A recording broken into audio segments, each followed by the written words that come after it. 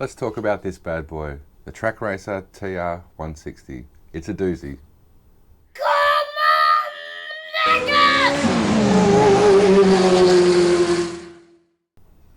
Hi, and welcome to the latest video in what is a series of videos related to me rebuilding this whole room.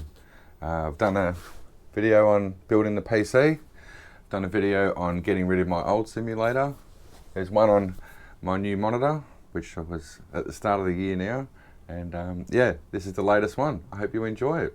If you do, feel free to click on that subscribe button down below. There's going to be more coming, one related to my wheel, one for the pedals, one for the peripherals, and one for this pesky little GoPro. So stay tuned, they're coming in the next few months. I look forward to presenting it. I also record all of my races in iRacing and present one or two each week just to show you how I'm traveling along in my iRacing career. Now this video is going to take a little bit longer than what my others do. So I've put some chapter links in the timeline down below, but also in the description there's chapter links there as well. You can also find in the description a file that I've made public, which is basically my study notes and all the notes relating to me building this rig. Now this is not necessarily a review. The review of this rig is it's really strong and awesome and very customizable to your needs. There's the review over. The building process was the most frustrating part of building this whole room. This thing took me a lot longer to build than I expected. My main frustration with the build was the instructions. So the video that I'm making has been inspired by the instructions. They're very hard to comprehend, and little tips that I've learned along the way will hopefully prevent you from backtracking in the same way that I did. So I have zero experience when it comes to building with aluminium profile. I went in head first and very deep. And yeah, so we'll start off with the video. We're going to talk about the monitor stand first. That was my learning experience on how to use T-nuts and everything. So we'll go through that in a second. And then we'll work our way onto the Trak Racer TR160 frame. So I'm going to go through step by step with the instructions that are online. What you get with, it's basically a link for the TR160, and there's links for all Trak Racer products. And during the build process, I watched a lot of other videos on building this frame, and almost everyone doing those videos was in contact with the Trak Racer guys. And the common theme through the whole thing was that the guys who work at Trak Racer are extremely responsive and really helpful when it comes to making sure you build this the way they want you to. Personally, and probably pig-headedly, I decided that I wasn't going to contact the guys at Trak Racer. This I wanted to do on my own. My belief is that when you buy something, whether it's online or in a shop, it's ready to roll, and you shouldn't have to do things differently along the way. Probably made it a lot harder than what it needed to be, but learning for myself, hopefully I can help you guys out too. So the three stages that we're going to work on are things that you're going to need first: how to do basic aluminium profile building, the monitor stand, and then the frame. So let's get stuck into it.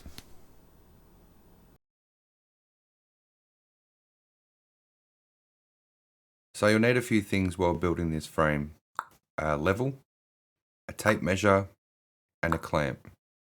The level that I have is magnetic and will stick to the steel parts of the frame, and extremely handy in making sure everything's flush. The tape measure for obvious reasons, but more importantly, those clamps. The clamps are like an extra pair of hands and have helped me through so many projects that I've done in this house over the years. Highly recommended. The T-nut in the Trak Racer frames is slightly different to other manufacturers in that it has two metal tabs underneath which act like a spring to bring the nut to the top of the profile gutter. Having never used these before, it took me a while to figure out that the tabs go to the bottom when sliding the nut in. If this is your first time using profile, hopefully this step will save you a lot of time backtracking like I had to initially. So let me show you how to put the T-nut into the profile, of which there are two ways. I found the easiest way was to hold the T-nut with the first metal tab squeezed in to allow it to fit and initially be seated. Then roll your finger around the back of the nut to squeeze the other metal tab in and get it fully inside the profile.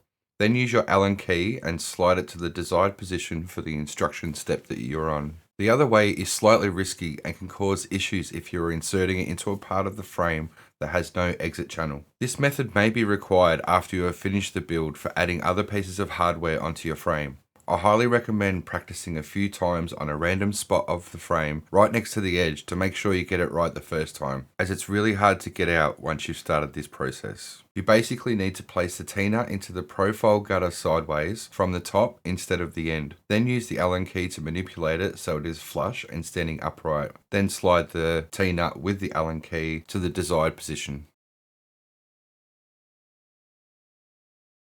So with each box that you get from Trak Racer, and there are many, you get a little card in there with a QR code that sends you to the website. If it doesn't send you to the right place, simply go to the Trak Racer website on any page, scroll down the bottom and click on User Manual. This will take you to a page that is divided by regions. At the moment, I can't see any difference between the files that they give you. This video was inspired by the instructions that I had at the time, which was version 5.1. Thankfully, Trak Racer has updated their instructions and they include handy tips on how to put T-nuts in and other little tricks that will help you along the way. The new version of instructions don't actually have much writing in them, and I feel that this time they've gone the other way of being confusing. So if you look in the description down below, I've also added the 5.1 version, the instructions that I use while building this, which are confusing but have a lot of handy tips.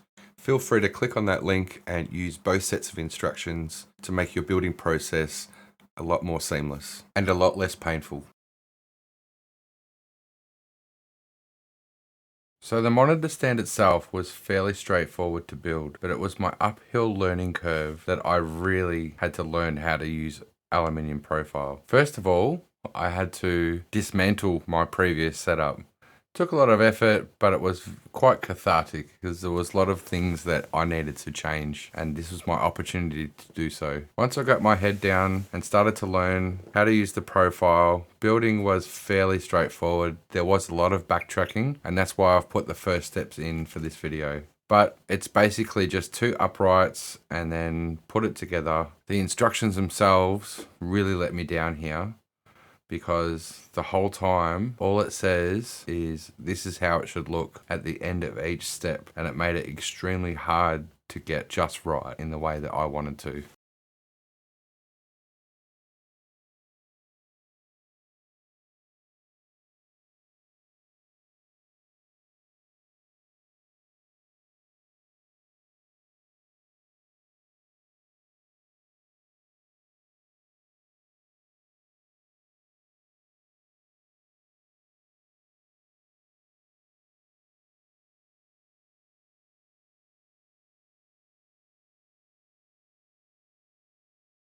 It's a good idea to take everything out and get yourself organized early, as there are so many pieces that it's easy to lose stuff. It's a really good idea to vacuum up after everything is taken out. The packaging overall for the shipping process is great, but hasn't been 100% cleaned before wrapping. So there was a lot of aluminium shards on the ground when everything was out, and I didn't want to be sitting on that while I was building the frame.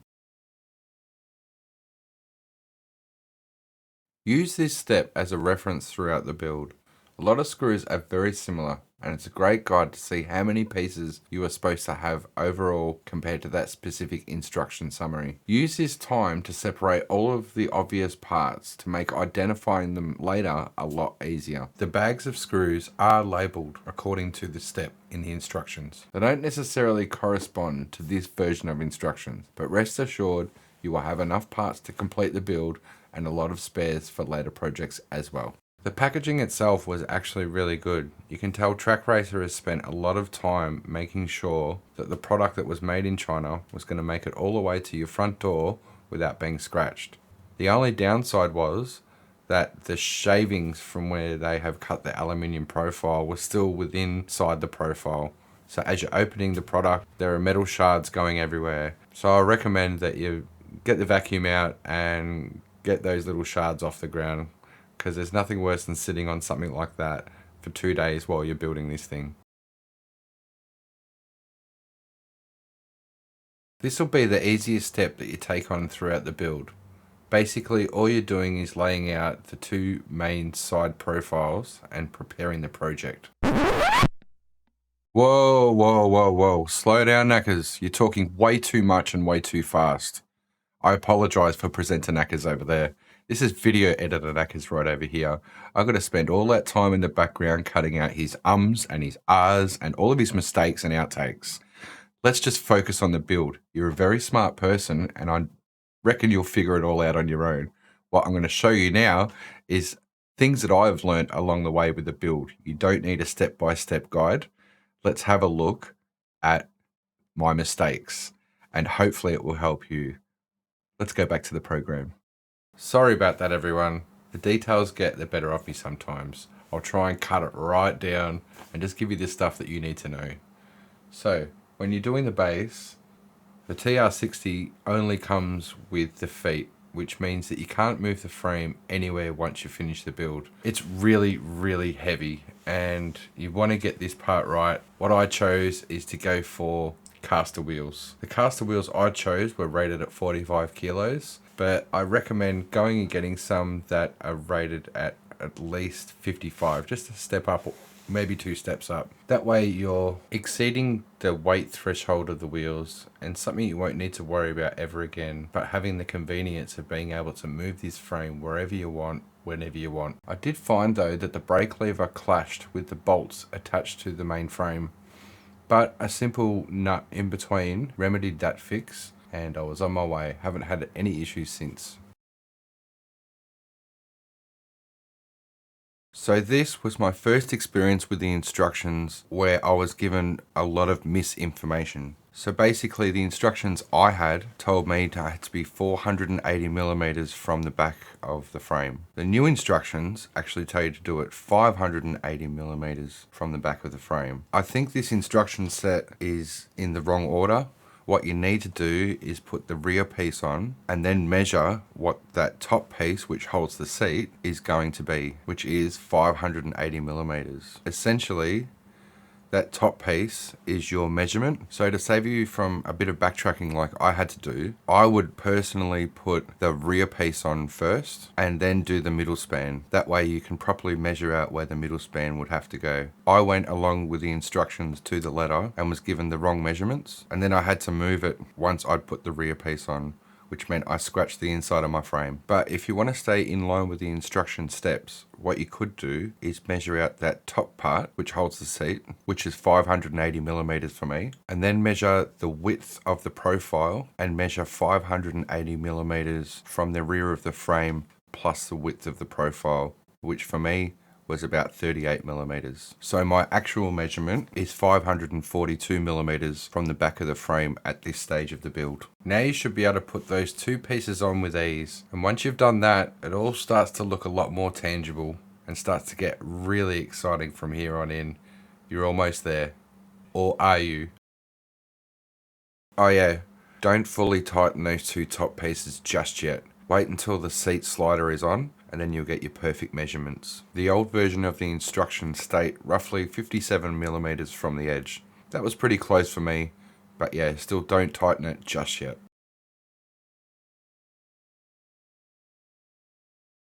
Alright, so I've been going over all of the instructions, both the new instructions and the old, and it's here where I've realized that this is probably the most important part of your build. It says in the old instructions, version 5.1, if your height is 6 foot or 180 centimeters, start with mounting the seat slider mechanisms in the center of the 580 millimeter profile sections. If you are taller than 180 centimeters, move towards the rear. If you are shorter, move towards the front. The slider mechanism will provide you with 16 centimeters of travel, and it shows in the instructions on both the old and the new of the initial placement of the seat slider is right in the middle of that 580mm profile section. But if you scroll down further down the instructions, the placement of this slider is all the way to the back. This is totally unnecessary, and I fitted mine dead center of the 580mm profile. This helps with the placement of the upright, which is the next step, and the pedal plate, which is the last step. Believe me, this is the most important part of the build. And once again, don't tighten everything just yet. You're almost there. The next part where you're installing the seat slider, just make sure to align the sliders up so that all of the tiny little cogs are perfectly in line. If you don't get this bit right, that when the seat is finally installed, you won't be able to snap in the lever locking mechanism on both sides, which means it won't be fully locked in. The seat installation is fairly straightforward. Just 4 screws, right? Well, when I finally got the seat on, the whole thing felt very, very tall. And my initial approach was to install the seat on the lowest marks. But the way this bracket sits, it was digging right into the front of the chair and ended up settling for the highest point at the rear and the middle at the front. This left the base quite level. Other settings felt way too far forward or way too far back. Also, when you're tightening the screws for the seat, you're gonna hear some cracking and clunking. It feels like you've broken something, but so far I haven't had any issues with jumping in and out of this seat. So when I initially installed the uprights, according to the instructions, which was 550mm from the front of the main base, I went to work and thought I'd really made progress. It wasn't till I got home and had a look at it side on where I realized they were just in the wrong spot. Firstly, it was really tight to get my legs in between the main uprights and the front of the seat, which was still in the middle of the top pieces of the seat rail. Then I started to factor in the wheel mount itself and how much it protrudes towards the seat. You have the first braces, and then there's the tilt piece, and then there's the direct drive with the shaft, and then the wheel itself. I did basic measurements in my head and realized that the wheel is going to be so close to my chest, it's going to be very hard to adjust. And then I realized I had to dismantle everything. As I'd already installed the gear shifter beam, when I moved the upright, I also had to move that. And it was 2 hours lost in the build that I'll never get back. Hopefully this part of the video will prevent you from doing so much backtracking that I had to do. Basically, I had to move everything 100mm closer to the front of the frame. At the time, I was just winging it. It wasn't an accurate measurement. It was something that seemed a little bit better. But overall, now that my frame is built, it's in the perfect position for me to drive comfortably. And I can adjust my arm angles with the seat position. The extra profile that comes to support the shifter mount and plate provides a lot of real estate for further additions down the track. I initially installed according to the instructions, which was the plate forward, which might suit something like the Fanatec shifter, but I have the Thrustmaster TH8A shifter, and it was just wrong for my setup. So once I turned everything around 180 degrees, it fit perfectly. And there was a little bit of real estate on the shifter plate itself for my Stream Deck, which is just a finger's throw away from where I hold the shifter itself. The wheel mount was probably the most fiddly part of this build. With the TR160, you can get 3 mounts: a standard direct drive mount, Fanatec DD mount, and a generic wheel platform to cover all wheelbases. I got the Fanatec DD1, so today we'll have a look at the Fanatec DD mount. So the Fanatec DD mount comes in a separate box with all of the required parts inside. Not a bad idea to take everything out, make sure it's all organised, and you know what you're dealing with. Also, you know where to go for the next pieces as you build this puzzle. The first piece that bolts directly onto the uprights sets the overall height of the wheel mount. It says in the instructions to put it about 80% of the way up the upright, but I found making it flush with the top of the upright ended up being the perfect height for me.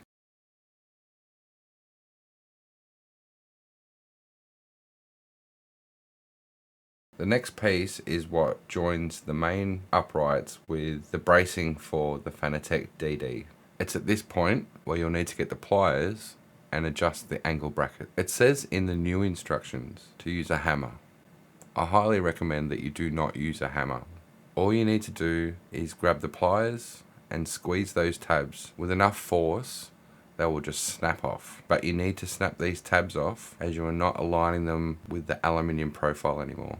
Next up is the main bracing that attaches to the DD wheel. No matter what I did, nothing felt right when aligning everything up here. At first, the bracing itself looked bowed and buckled. I thought something had gone wrong with shipping. And the bolts that attach to the angle brackets, I had left loose as per the instructions. But once I put the DD wheel on, that buckling disappeared. But no matter what I did, I couldn't even out the gaps between the main bracing and the upright bracings. I guess I was just being pedantic and wanted everything symmetrical. But I'll always know that this wheel is about 1 millimeter out. It's also worth noting that this angle adjustment screw has become the only weak point in this simulator. When I get into some really vigorous driving, this comes loose, no matter how hard I tighten it. I could possibly have installed it wrong, but it all seems okay to me. But it is worth noting that Trak Racer themselves have updated the plans for the DD mount, where they've actually inserted one extra screw. Maybe that's to make it stronger.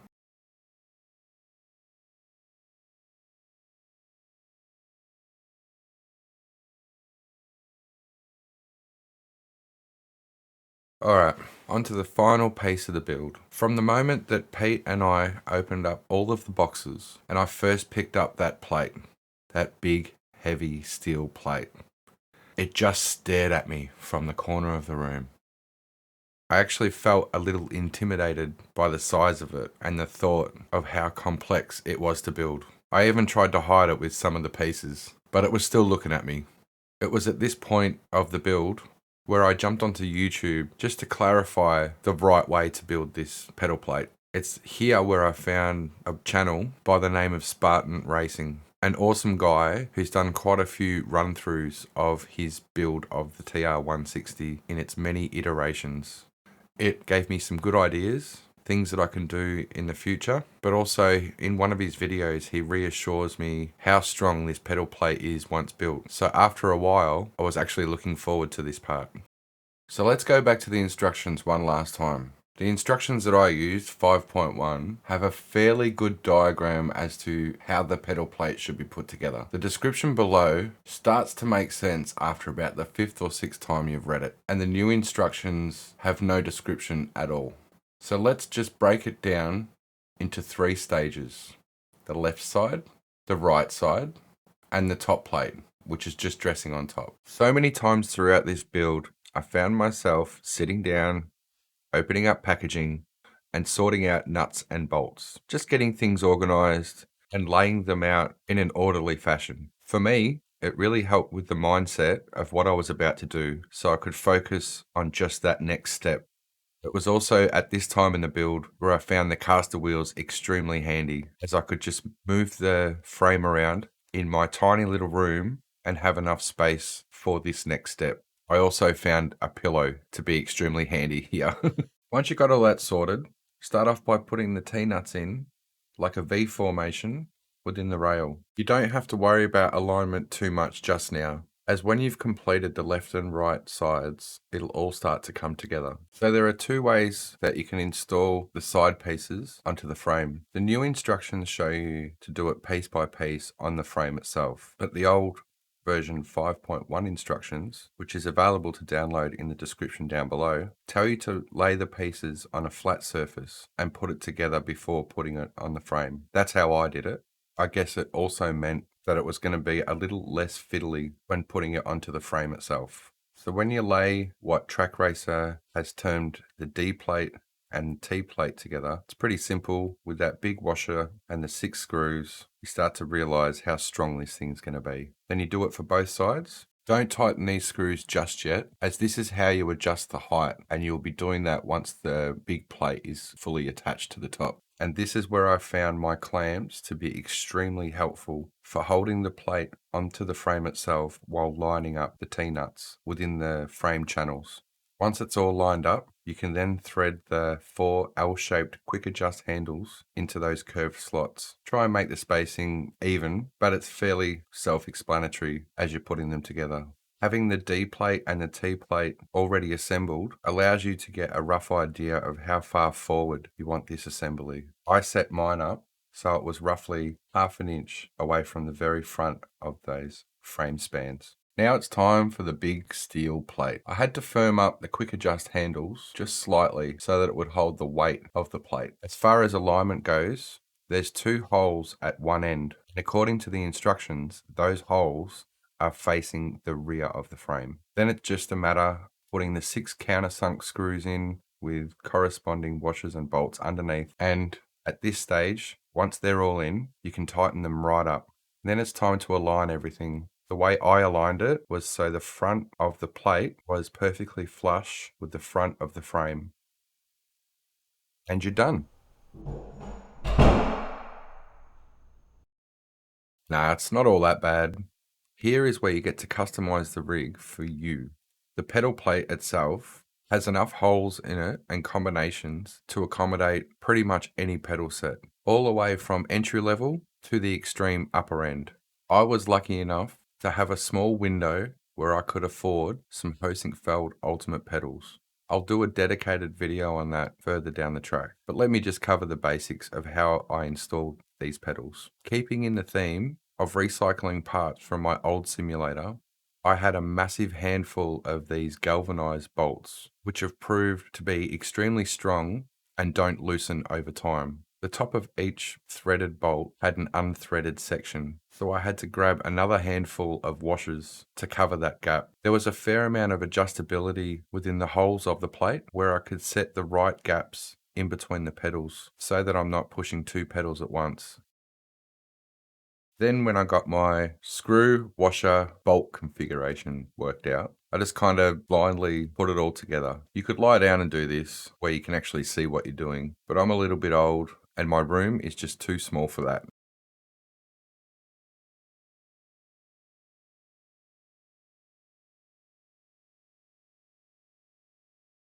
The little control box underneath was just tucked out of the way so it doesn't get knocked. I'm sure there is a better solution to where I should put this, but so far I've had no issues with it.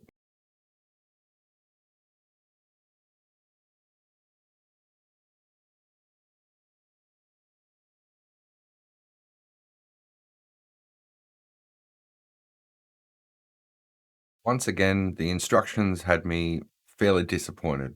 The end caps and the angle caps are fairly self-explanatory. That red striping had me puzzled for days. And nowhere in the instructions does it show you how to put it into the profile. My first thoughts were to start at the end of the profile and push it all the way in. But I found as soon as I got more than 30 centimeters of the way in, it became extremely firm. And I really wasn't sure how I was going to get it all the way through the main profile. So I reached out to my mate at Spartan Racing and he gave me a little tip on how to approach this. After that tip, all the red striping was in within 5 minutes. All you need to do once you've cut and measured the red striping for that section is place the red striping at the top of the profile and run your finger all the way along the profile, gradually pushing the red striping in. As I said earlier, the caps are really straightforward to put in. You've just got to line up the holes of the extrusion with the little knobs on the cap itself, and it just sits there. The angle bracket has 2 little legs sticking out that act as guides to once again just sit there. You might find that these come off from time to time, but they're easy enough to put back in.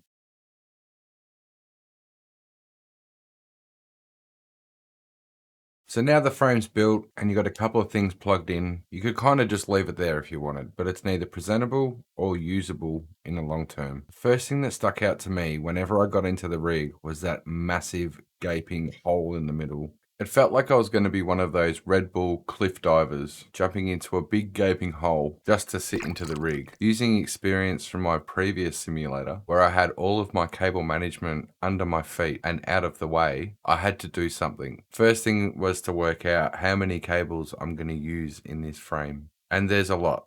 There are so many peripherals attached to this frame to make my workflow seamless. The cables that come with it are just a byproduct, but it's something you can work around, and this is what I did. So a long time ago, when Pete was between the age of 6 months and 12 months, crawling around the house, and I had my simulator in the lounge room, there were wires everywhere, and we always found Peter in the corner of that lounge room, tugging at the cables and quite often chewing them. And I needed a solution to get those cables off the ground. I also needed to get that simulator out of the lounge room. It was in there a lot longer than I had expected. So I literally went to the drawing board and sketched up a basic box that would get my simulator off the ground with the sole premise of hiding cables. I had a couple of weeks off work and went down to the hardware store, bought a whole bunch of stuff, and started building my simulator in the shed. The end result of this simulator was that only 3 cables were coming out of the box itself. Everything was contained within the channels of the box. And I had this little cubby right under my feet where I could quickly access USB ports and power points. It was really functional at the time because I always had USB issues and could address them straight away, but it looked neat as well. So I wanted to bring that idea forward to my new frame and have everything close to me, contained within the frame, but out of sight. Once you've worked out all your peripherals, I needed to come up with a layout of not only containing everything within this space, but to prioritize convenience when it comes to accessing this area. So having the big power brick for the DD wheel out of the way and on the side, while having the power board on the other side relatively out of the way, but close enough to access if I need it. The big thing was to have the USB hub close to me, so I didn't have to reach in too far to either hot swap or to install new equipment. I used a lot of zip ties. I love zip ties. It cost me about $20 for a pack of 250. Having a big pack meant that I could use as much as I want, and there were no issues with running short.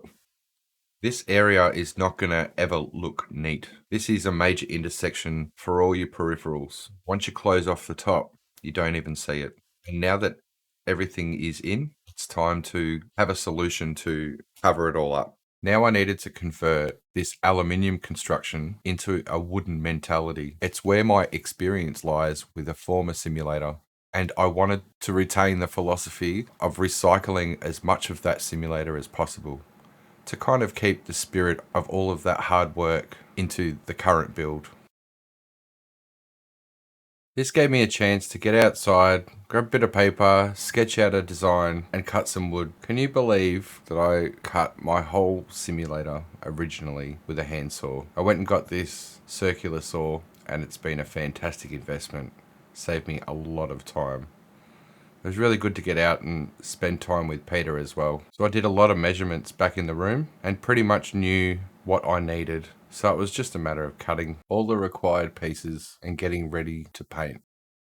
The painting process is pretty fun. We had heaps of spare cardboard out the back and used that as a base so we don't put any spray on the ground. Pete loves getting stuck into this sort of stuff and was more than willing to help. The paint that I used was the cheapest matte black spray paint that I could get from the hardware store. All up, I used about 3 cans of spray paint. So it only cost me about $15 to paint the whole thing. I had plenty of spare parts from the TR160 build, lots of T-nuts, lots of screws, and lots of angle brackets. So I was able to put my wooden plates front and rear and mount them firmly onto the frame.